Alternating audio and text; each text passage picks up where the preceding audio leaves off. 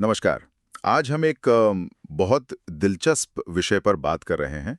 प्राचीन भारतीय ज्ञान प्रणालियाँ। हाँ, जिन्हें कभी-कभी सनातन ज्ञान प्रणालियाँ भी कहते हैं। बिल्कुल। और हमारे पास एक दस्तावेज है जिसके कुछ अंश हैं और इसमें करीब 50 ऐसे विषयों की सूची दी गई है। 50 काफी लंबी लिस्ट है। हाँ। और दावा यह है कि इन सब की जड़ें प्राचीन भारत में हैं। हम्म। और ये सूची, जैसा आपने कहा, काफी फैली हुई है।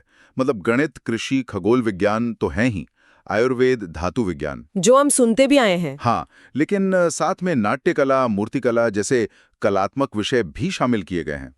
तो दस्तावेज का जो मूल तर्क है वो ये कि ये ज्ञान प्रणालियां बहुत बहुत पुरानी हैं और उनके प्रमाण भी मौजूद हैं, ऐसा स्रोत कहता है। तो आज का हमारा जो मकसद है वो यही है कि इस दस्तावेज में जो दावे किए गए हैं उन्हें थोड़ा समझें। सही। सिर्फ ये नहीं कि कौन कौन से विषय हैं, बल्कि उनके दायरे पर, उनके ऐतिहासिक महत्व पर स्रोत क्या कह रहा है, इस पर थोड़ी गहराई से बात करते हैं। बिल्कुल। और एक महत्वपूर्ण बात जो ये दस्तावेज सामने लाता है वो ये है कि ये ज्ञान सिर्फ भारत तक ही सीमित नहीं रहा। अच्छा। स्रोत के मुताबिक इसे दूसरी सभ्यताओं में या तो अनुवाद किया गया या ये किसी तरह वहां पहुंचा। और यहीं से बात थोड़ी और कह सकते हैं पेचीदा हो जाती है।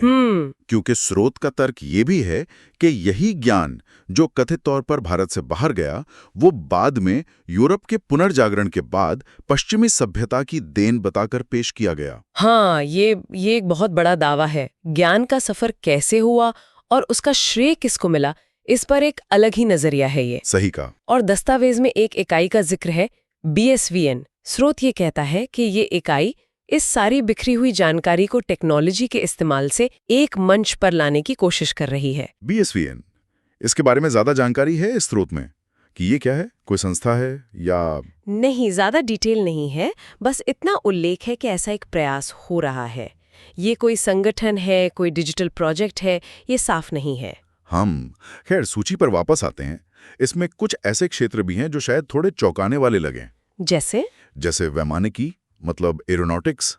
अच्छा। विमान वगैरह की बात। हाँ। स्रोत का दावा कुछ ऐसा ही है कि प्राचीन ग्रंथों में विमानों या शायद उड़ने के सिद्धांतों का जिक्र है। ये आजकल की जो विज्ञान की समझ है उसको तो ये सीधे चुनौती देता है। बिल्कुल। और इसी तरह भ्रूण विज्ञान, मतलब एम्ब्रियोलॉजी। हाँ। और यहाँ तक कि टीकाकरण, वैक्सीनेशन जैसी बातों का भी उल्लेख है। दावा ये है कि इन पर प्राचीन भारत में या तो विचार था या शायद कुछ अभ्यास भी। इनके अलावा समुद्री और जहाज निर्माण, मैरीटाइम एंड शिप बिल्डिंग, हाँ। मेजरमेंट ऑफ टाइम जैसे व्यवहारिक विषय भी हैं। योग और आयुर्वेद तो खैर हैं ही, वो तो हम सब जानते ही हैं। पर ये पूरी लिस्ट देखकर ऐसा एहसास होता है कि स्रोत प्राचीन भारत को ज्ञान के एक ऐसे हब की तरह दिखा रहा है जहां जीवन के लगभग हर पहलू पर विज्ञान, कला, शासन, स्वास्थ्य, तकनीक, सब पर कुछ न कुछ उन्नत विचार थे। सही कहा। और स्रोत हल्के संकेत भी देता है, जैसे धातु विज्ञान में कोई खास किस्म की मिश्र धातु या खगोल विज्ञान में ग्रहों की गति की बहुत सटीक गणना। हालांकि ये सब बहुत संक्षेप में है। हाँ, डिटेल्स कम है। और हमारा काम भी यहाँ यही है कि हम इन दावों को वैसे ही पेश करें जैसे वो स्रोत में दिए गए हैं। हम इनकी सच्चाई परख नहीं रहे। नहीं, बिल्कुल नहीं। हम बस बता रहे हैं कि स्रोत क्या कह रहा है। हाँ, ताकि सुनने वाले खुद सोच सकें कि इनके क्या मायने हो सकते हैं। तो फिर इन सब बातों का निचोड़ क्या है, सार क्या है? एक तरफ तो ये दस्तावेज प्राचीन भारत में ज्ञान के एक बहुत बड़े, एक गहरे भंडार की तस्वीर दिखाता है। लेकिन शायद उससे भी ज्यादा अहम बात यह है कि ये ज्ञान के सफर पर सवाल उठाता है कि वो कैसे आगे बढ़ा, कैसे उसका हस्तांतरण हुआ और समय के साथ उसे पहचान कैसे मिली या श्रेय किसे मिला। बिल्कुल, ये उस पूरी प्रक्रिया पर सोचने को मजबूर करता है कि विचार फैलते कैसे हैं, है ना?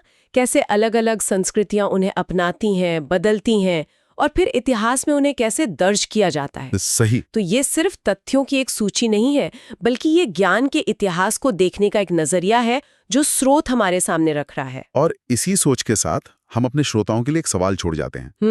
अगर ज्ञान वाकई सभ्यताओं के बीच इस तरह से यात्रा करता है, फैलता है और समय समय पर उसे नए रूप में पेश किया जाता है, तो फिर किसी विचार या खोज के असली मूल को, उसके स्रोत को हम पहचानेंगे कैसे? क्या ये हमेशा मुमकिन भी है? हाँ, क्या ये मुमकिन भी है?